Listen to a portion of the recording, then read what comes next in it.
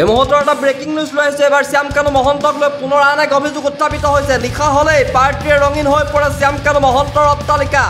কোন কোন গায়িকা অভিনেত্ৰী মডেল যায় শ্যামকানুৰ 3 মহলীয়া অট্টালিকালৈ। এতিয়া সৰ্বত্ৰে লাভ কৰিছে চৰ্চা শ্যামকানু মহন্ত লৈ পেলাই ডাঙৰ ডাঙৰ অভিযোগ উত্থাপিত হৈছে বুলি এক প্ৰকাৰে ক'ব লাগিব। ওচৰ চুবুৰীয়াকে আদি কৰি সকলোৱে ফাদিল কৰিলে এই কথা।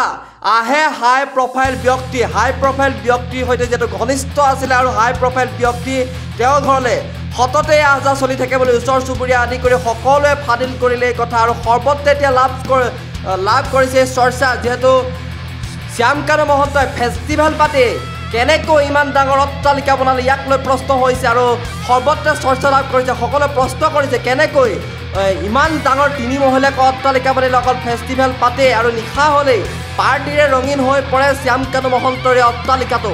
কোন কোন গায়ক অভিনেত্ৰী মডেল যায় শ্যামকানুৰ 3 মহলীয়া অট্টালিকালৈ। এটা সৰ্বত্ৰে লাভ কৰিছে চৰ্চা। ওচৰ চুবুৰীয়াকে আদি কৰি সকলোৱে ফাদিল কৰিলে কথা। আহে হাই প্ৰফাইল ব্যক্তি, যিহেতু হাই প্ৰফাইল ব্যক্তিৰ লগত ঘনিষ্ঠ আছে বুলি গম পোৱা গৈছে আৰু হাই প্ৰফাইল ব্যক্তি আহে আৰু নিশা হ'লেই পাৰ্টিৰে ৰঙীন হৈ পৰে শ্যামকানু মহন্তৰ অট্টালিকা। কিন্তু বৰ্তমান সময়তো পলাতক অৱস্থাত আছে এগৰাকী শ্যামকানু মহন্ত, যিগৰাকী শ্যামকানু মহন্তক বৰ্তমান সময়ত ফেষ্টিভেল মহন্ত বুলিয়ে জনা গৈছে। আৰু সেইগৰাকী শ্যামকানু মহন্ত ক'ত লুকাই আছে বৰ্তমান সময়ত জানিব পৰা হোৱা নাইকিয়া।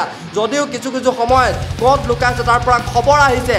বৰ্তমান সময়ত ক'ব লাগিব নিশা হ'লেই পাৰ্টিৰে ৰঙীন হৈ পৰে শ্যামকানু মহন্তৰ এই অট্টালিকাটো। কোন কোন গায়িকা অভিনেত্ৰী মডেল যায় শ্যামকানু মহন্তৰ এই 3 মহলীয়া অট্টালিকালৈ।